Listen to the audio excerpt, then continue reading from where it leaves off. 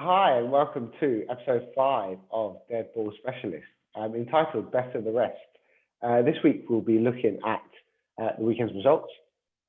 We'll also be looking at great question for me, and it's who is the best of the rest? Outside of Messi and Ronaldo, who is the third best player, or who's rather been the most consistent within the last 10 to 15 years?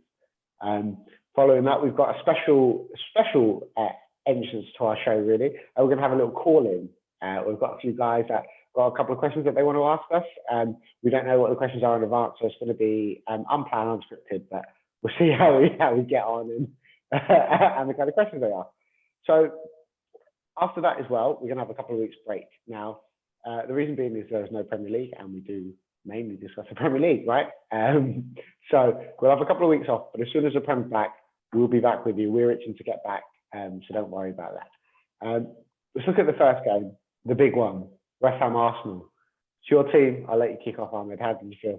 How do I feel? My blood pressure has risen. Almost went into cardiac arrest. Punched a wall. Didn't make a hole in it. Small hands, strong wall. Didn't really do any damage, thankfully. I'm glad the landlord isn't listening. But yeah, it was. Do you know what it is? Right? It is. It encapsulates. Encapsulates. What's the word I'm looking for? Encapsulates. Encapsulates. Yeah. Sorry. Need to go back to ESOL classes. Yeah, it was the epitome of this of Arsenal under General Arteta. Okay, where you have the worst of the worst. Like, I've never seen us play that bad all season, and we've had some shocking performances, and that was the worst by a country mile. I think around the 38th, 39th minute, we got back into it. I think we scored. We were all over them. I'm like, okay, good. And the second half was easily the best performance I've seen from this lot all season. That's how good they were. Okay. That's how good they were. And they had more than enough chances to win the game.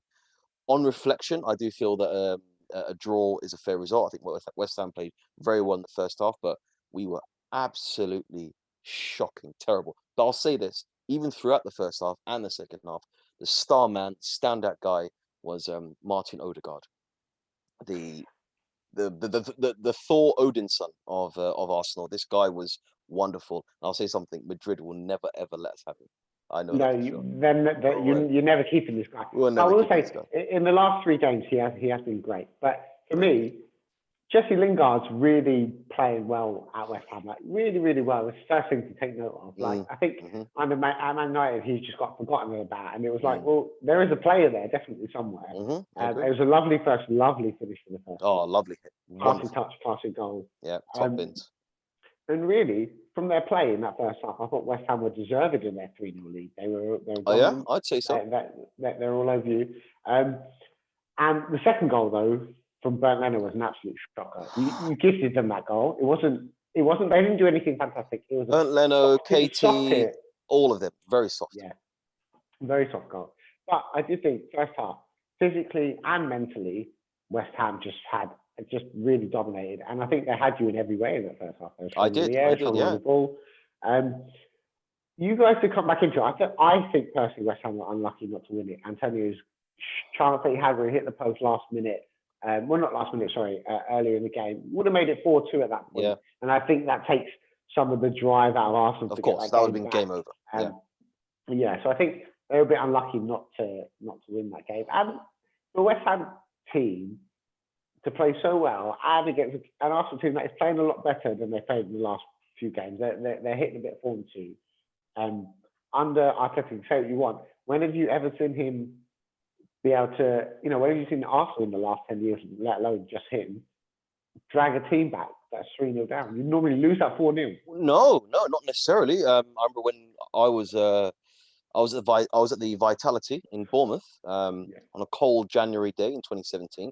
We were 3-0 down, and I would never forget it. We're 3-0 down, by the way. Came back. Giroud got the equaliser for 3-3.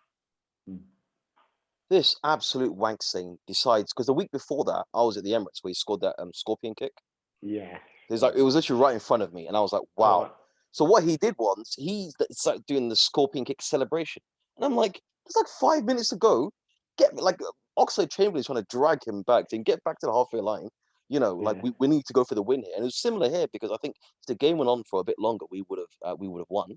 Obviously, we had so many great chances. I do think, though, on reflection, if you take into Antonio's miss, he was so close. He hit the post.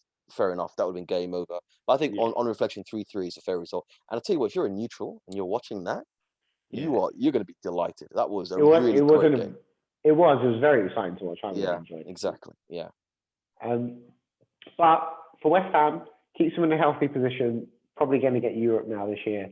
definitely. Arsenal, Europa League. Yeah. you're going to finish what, 10th? I say 9th, I 10th. I I'll can't see. listen. You know how I feel about the Europa League. I don't want to be Yes, that I kind do. of team You at all. hate it. So I know. yeah, Yeah. I hate it. So if it means we're out of the Europa League and just focus on the Prem for a whole year, I'd much rather take that. Right. Okay. So, I mean, let's move on to the next game, which was because there's only 4 games this week, really. I know Yeah, the there wasn't Villa, that many. Yeah. no, and the Villa Spurs game is going on Mm. as we speak. But it's just kicked off now, hasn't it? So, Mhm. the Brighton Newcastle game, I'm going to kick us off on that because Yes. you know how much I love Graham Potter and how much I love Brighton and how much I've Yeah. been Yeah. singing their praises for a long time. And really, it was another lovely Trossard goal. That finish, the Cool. touch, spin, top. He's hitting a little lovely bit of form right now. He really is. Yeah. Welbeck also had a great game. It's like he's rolling back the years. That guy Welbs. Yeah, That guy Welbs. Welly. what a lovely finish as well. Yeah. Lovely. That was Yeah. great. So 2 really, really good goals from a very good Brighton team, right? Mhm. Mopé's first goal in 10 games. Now, I know Nana was singing his praises.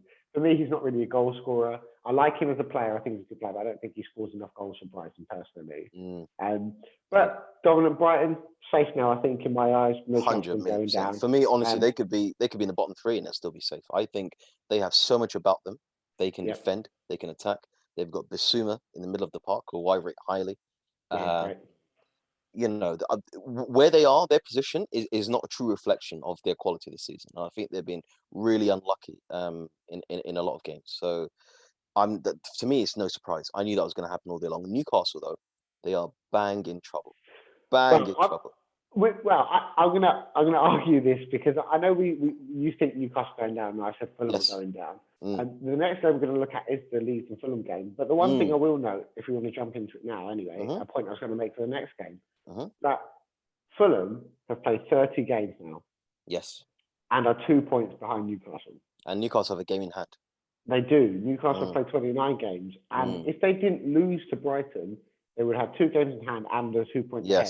So they've now lost, so they've missed one opportunity. But if they get a point from that and they're 3 points ahead, and then they go level on games, I think with Fulham, they are a better team. I agree, they're a much better team than Newcastle currently. But the problem I have with it is that Fulham just concede so many goals, and I think Newcastle shut out a little bit better. But they're not scoring goals. But not as many, and Fulham will get you goals. And if you want to look at it, Fulham's goal difference is much better than Newcastle's.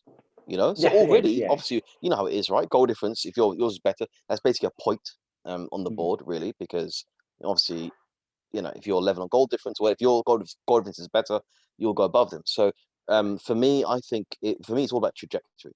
I see Newcastle just going down. I see Fulham on the way up. They lost Saint-Maximin. They lost Almiron.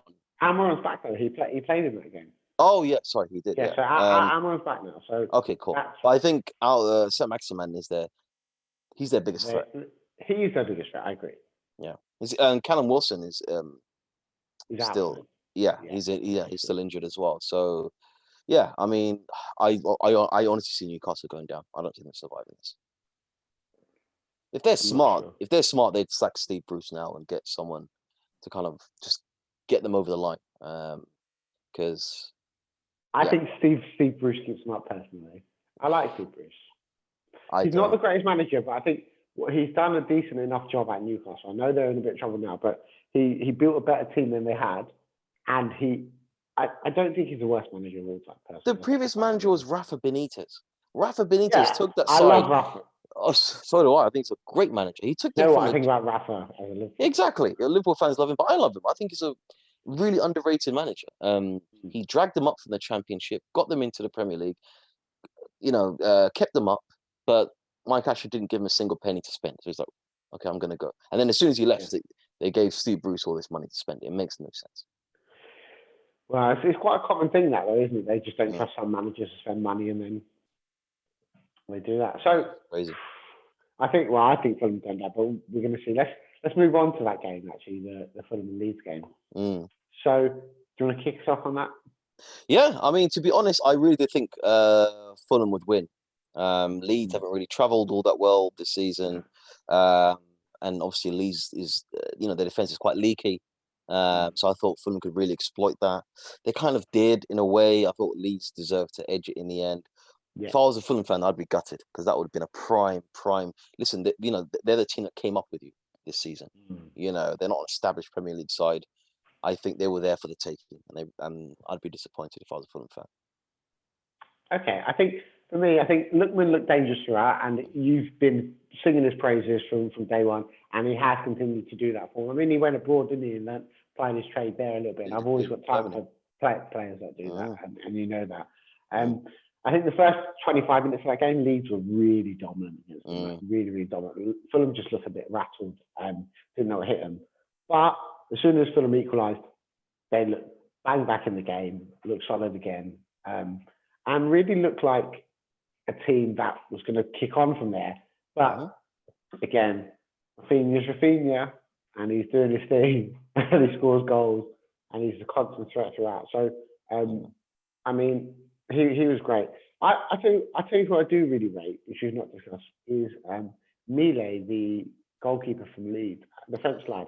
Yes. I think he's very, very, very good. You don't really speak about him, but he's a fantastic underrated keeper, and he's really young. And I've never seen him have a bad game. He looks really, really good. I like him. Yeah, I rate him too. So I think they've got a couple of players in that squad really that are great. I think he maybe eventually will get a move as well. I think Rafinha goes. I know you think one more summer, but Rafinha does go regardless. We both agree that he goes at one point or another. We just Calvin Phillips is another player that I think we really need to highlight. Really, really good DM. Easily makes the England squad for the Euros, I think. Yeah. I mean, Trent didn't make the England squad for the Euros. Now, for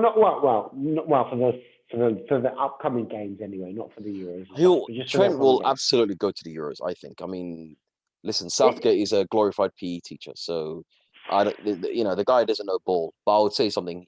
Even he would not even risk leaving Trent at home, and I think Trent will start at the Euros this year. I mean, you can't not have Trent. Trent's the best one. I know his form's not there, but he has really, for the last few years, 10, 12 assists, more than any other fullback. Unbelievable crosses left, right, and centre. Picks up passes, can shoot, can do so many things, and he's still a young lad. So yeah, he's not been great on this year. No one's saying he has been.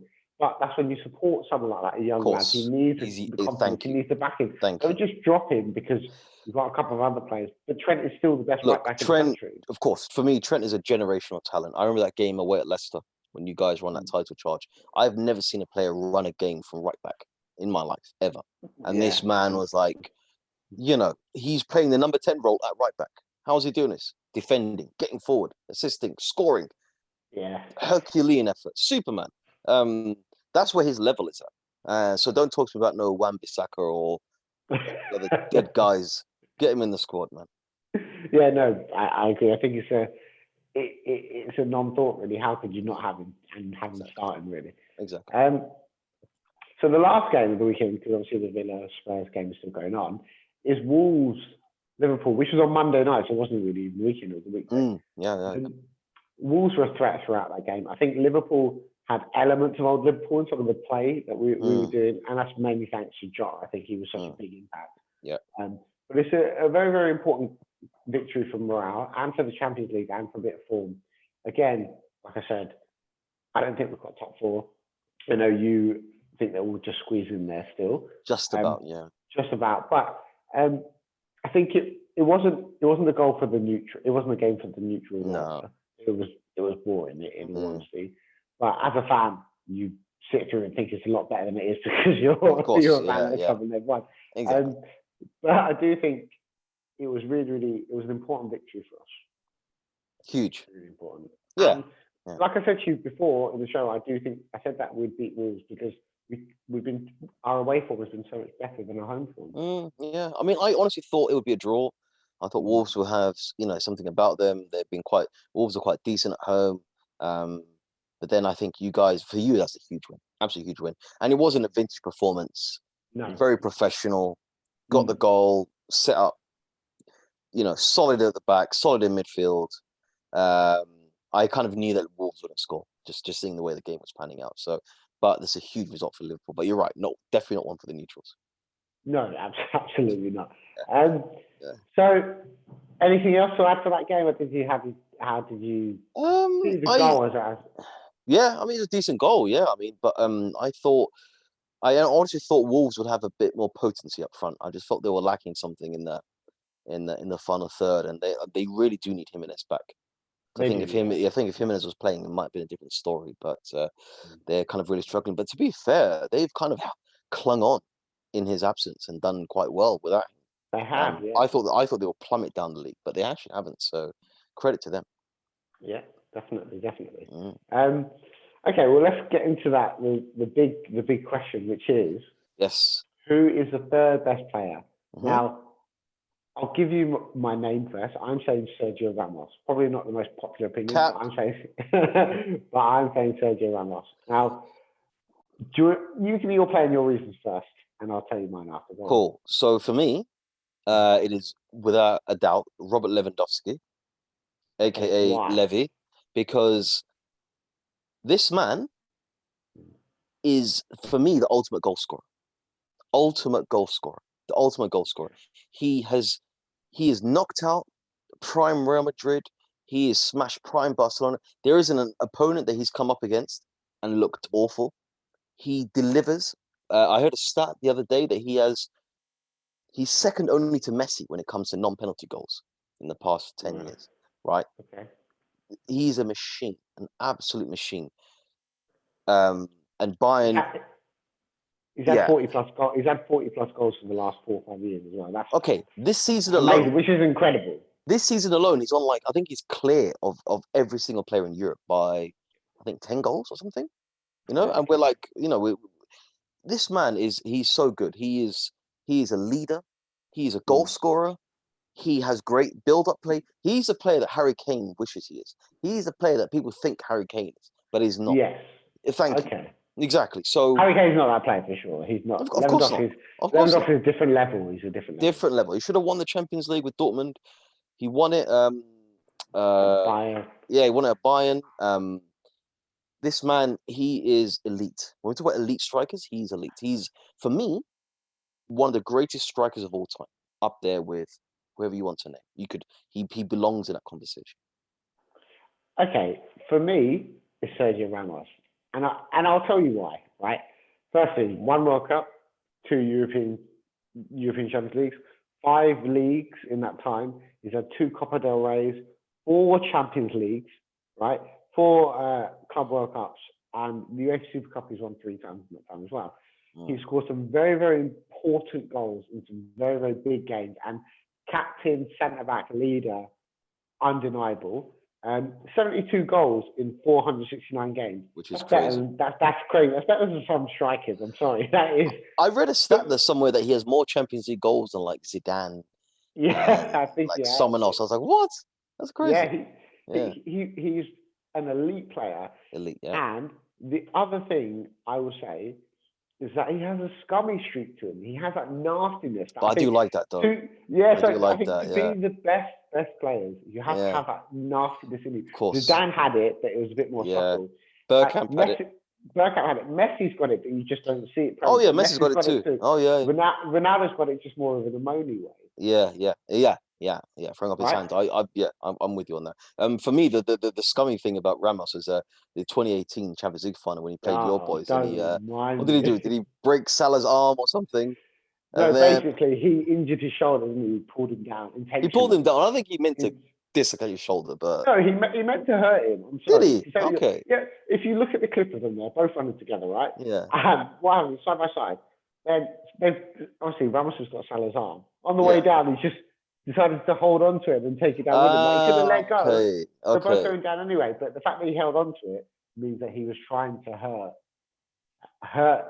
Salah intentionally, because he knows that no Salah in that game, no Liverpool in that game. Well, it's true, because he was on a hot streak. We had Karius in goal then, so we were always going to concede anyway. Yeah, I mean, to be fair, I think you guys should have won that Champions League, but Real Madrid back then were inevitable. But then you listen, you guys got your revenge. You won a year later. You beat Spurs. So Yes. yeah, there I was with my Liverpool scarf, celebrating. Yeah, wonderful. It's as if I won the Champions League. It was brilliant. Yeah, I mean, it was a fantastic feeling. Yeah. What Must be do you nice. think? Yeah, it is nice. We've won it 6 times. I mean, in my lifetime. Okay. No need to rub it in. In my lifetime, we've won it twice? Well, three or four I times. don't. But I think remember that. clearly. It's two. I know. I also saw them, so no need to tell me about that. I'm still suffering it. Yes. Yeah. Wow. We're not even in it. That's how bad it is. We physically can't win it. We're not even in it to win it. So. No, but you're still in the Europa. Do you think that you're going to win the Europa this league? No, we're not gonna. No, we'll beat Slavia Prague, 100%. Because I want us to beat them because of that whole racist incident. Yeah. So it's funny because like every single fan in the world wants Arsenal to win.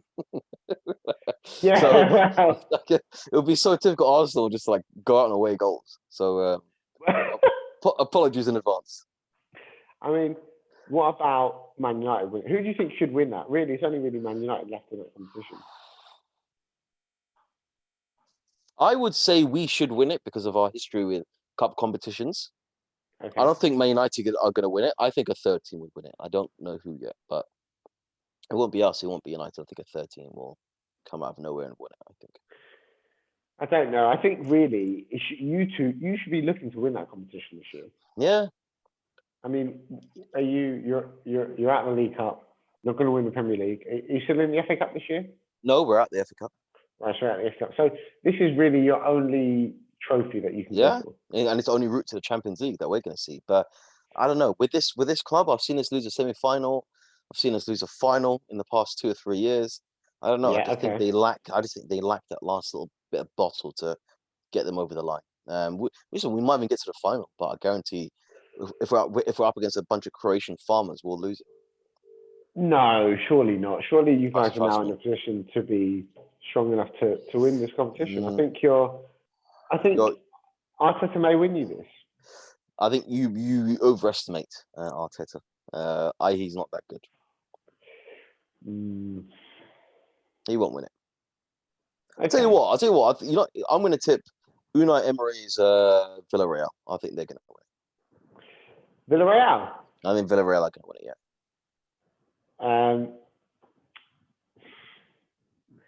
He's got form in this competition, decent outfit. He knows how to navigate the latter stages. I think if we beat Slavia, we meet him in the semis. He and his team will beat us over 2 legs, no problem. Emery to get his get his revenge. Yeah. It's funny, I was talking to someone, a friend of mine. Do you remember that clip of Graham Souness when he was the Galatasaray manager? And I think, where was he? At Besiktas or Fenerbahce or somewhere? And he ran on. They won, and he ran onto the field and planted a Galatasaray flag right in the middle of their pitch. What? Yeah, have you not seen it? No, okay. I don't think We'll put it in the link in the description. Yeah, we'll put the link in the description. It is brilliant. So it's like a huge, obviously, you know what Turkish football is like. It's like oh my god, passionate. It's insane, right? Yeah. So, anyways, I think his Galatasaray team went away to Fenerbahce. I think it's Fenerbahce. His team won, and he got a huge, big Galatasaray flag. Ran onto the center circle, right on the spot. Planted the flag right there. Said, "Come on!" and then ran back off the pitch. Or he literally started a riot in the stadium after that. Yeah, I can imagine. Like that is a very bold thing to do. It'll be bold here, suicidal in Turkey. Yeah, in Turkey, yeah. Exactly that. Yeah, true. I've had word that our call-in is a couple minutes away from. Oh, looking forward to it. In. So we'll see what questions I've got lined up for us today. Absolutely. So Man United for a real chance at winning this league. I know I just said Arsenal could. I think Arsenal may do it. But are we discrediting Man United too early in that? I think United are a bit like us. I think they lack that conviction. They lack what takes them to go over that final stage. I mean, they played Leicester today, and they lost 3-1. Yeah, they didn't play well at all. Very similar to us, mistakes, giving the ball away, because they like to play out from the back too. I think for the first goal, Iheanacho pounced on Fred. And to be fair, it was Maguire's fault. I mean, why are you playing it into like literally Fred is on like he's around the D. He has like three Leicester players converging on him, you know. And Maguire says, "Yeah, play the ball into him." I'm sorry, unless you're Messi or Iniesta, you're not getting out of that situation. So No, but yeah, it's Harry Maguire. I don't rate Harry Maguire, and he's going to be main centre back for England as well, which is a crime because he's easily the worst defender of the top 6 sides since Mustafi left. Who's your centre back pairing for England? I think John Stones goes. 100% John Stones, and I would say play Kyle Walker there. Why not just play Kyle Walker centre back? Play Trent right back, and then have Luke Shaw left back. If that's the case, then do a back 3, you know, and have like wing backs, you know. Yeah, I mean, I would pay John Stones, Kyle Walker, and maybe someone else, you know. Oh, I see we have Clockhend Clive, our first caller. Let's get him on. Probably seen Clive in the Clockhend a few times. Yeah, let's get him on. Hello, Clive, Clockhend Clive. What's your question for us today? Hello, lads. All right. All right. Oh, lads, it's an honour to be on. Listen, I'm a massive fan of you two. I have to say, I love the lovely opinions. Kunnel, not too sure about the Barnet, but I do love what you've got to say, mate.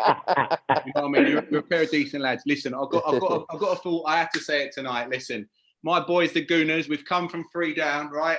We've made it 3-3 tonight, and I have to say, I think Mikel's got the club DNA back. He's changed that DNA. We used to be a club that let 4-goal leads slip. I'm talking about Newcastle. Now we're coming back from 3 down. The other week in Europe, the belief to score late. That wouldn't have happened under Wenger. I'm telling you now.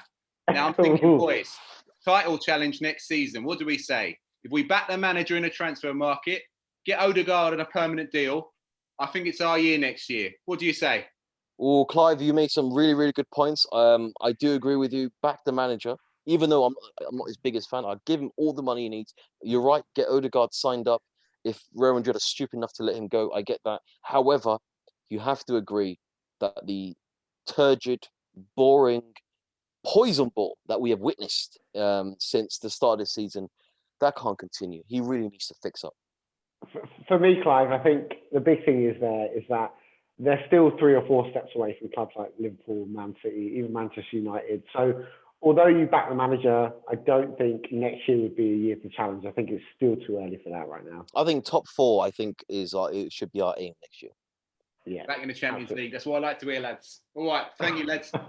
Cheers. My computer's on a blink. You wouldn't mind to kick me out? I'm struggling to leave. Yeah. I'm playing with a laptop. No problem at all. Take care, Clive. Thanks, Clive. Bye, mate. There we go. That was an interesting question from Clive. I mean, I think Arsenal are showing some signs of development under Arteta. I know you don't really like the guy, but Arsenal do look so much more solid defensively. For the last few years have not looked like that. I will give him that. We look, for the most part, not always, because there have been times when it's been shocking, but I would say for the most part, we have generally looked more solid and defensively as a unit. However, we've sacrificed everything else. We've sacrificed flair, we've sacrificed style, we've sacrificed attacking football, we've sacrificed, our DNA, the way we play. I do think that Odegaard is showing glimpses of getting us back to that. But Emil Smith-Rowe, he's showing you that. Yeah, Saka's showing you exactly. that. You've got 3 players that are very creative. I thought it was Xhaka. No, Saka, Emil Smith-Rowe, and Odegaard are 3 very young, promising players that show you a lot. So exactly. Is it all doom and gloom as you're making out at Arsenal? I don't think it is. I wouldn't say it's all doom and gloom, but you need to remember at the moment we are 10th, right, or 9th, wherever the hell we are. We never sunk that low under Wenger ever even during our darkest days. And it's a huge concern because this is Mikel Arteta's first full season in the job, and he had us languishing in 15th, 16th, above the relegation zone, and now we're like 10th, mid-table mediocrity. This is not the Arsenal I know. Yeah, but you've not been at club for a few years now. I think you're still looking at an era of Wenger when you're finishing top as like, which was about 20 years ago now, so a very, very long time ago. To say that you are anywhere near that team. You haven't been for the last 10 years, perhaps. I disagree. We almost won the league Okay. in 2007, 2008. We came up against a legendary United team. Again, Nothing to do about that. that's 13 years ago. Exactly. But I'm saying, even if you look after that, the fact that we had to sell our best player every single year, without doubt. Yes, Whether it's that's true. Fabregas, That's true. Van Persie, Nasri. And you know what? He still dragged us into the top four with people like Dinelson and Bentner and Skillarchi and Almunia. He was a And special manager, Arteta, Wenger. and Arteta has much better players than Wenger had back then. So, Okay. I just think Arteta is out of his depth. I think he should, go manage Real Sociedad or someone. Cut your teeth there. He's not. For me, he's not good enough. I don't think he's good enough. And for me, the most worrying thing about Arteta is his in-game management. He doesn't know what to do. And his choices seem to be quite poor. Although to be fair, today he did make a couple of good So saves. at half time, he G'd them back up and you got back into the game. So Yes, he can't be that bad, the game management. but if he's managing to get them back. I'm saying before halftime, even like around the 38th, 39th minute, the team really got back into it. Obviously, they scored and looked, like to score another one. He brought on Pepe, which is good. But I just think that, some of his squad selections, some of his team selections, some of his substitutions have been dodgy, very dodgy. Okay. I think he's a young manager and he's still, he's a young manager who's still learning his trade. There's no two ways about it. But he's learned under Pep, so you need to put some respect on his name. That's the first thing.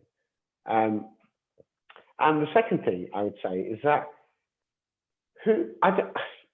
Emery was a manager that he had some pedigree. He'd won like 3-4 Europa Leagues before he got to your club. He'd done okay in Spain. He didn't win the league or anything, but for that club and the team that he had, he used to do okay. Now he's come to Arsenal and he's not kicked on in his management career or taken Arsenal anywhere really. I think a hell of a lot worse under Emery than you have under Arteta, and I think you're probably undervaluing this job that Arteta's done. With I don't know if it's worse. I don't know if it's worse, but it's been so under Emery. It's toxic, absolutely toxic, and there's no way that could continue because I think a lot of it has to do with the fact the fans were in the stadium. Arteta needs to thank his lucky stars there are no fans in the stadium, because I honestly don't think he'd be in a job if it was. Because I remember the last few games under Emery, how bad it was. And like people would go to the game pissed off. Do you know when you wake up pissed off and you're just angry? And then that kind of sets the tone for the rest of your day. People would wake up pissed off, go to the game pissed off, and just be like, angry. And that's what Emery brought. And yeah, I mean, that was really bad. But was it as bad as this? Did Emery ever have us 15th, 16th, fighting relegation, mid-table mediocrity? Not really. No, he didn't. No. Yeah. So, I don't know. I mean, I would definitely give Arteta one more year. I think so. But I think if the same thing happens again, get rid. Yeah. Okay. So one more bad year and he's out. Oh yeah, 100%. Yeah, 100%. Yeah, I think the FA Cup win bought him a lot of time. Yes, I think so. The FA Cup run. Also, winning the trophy is big.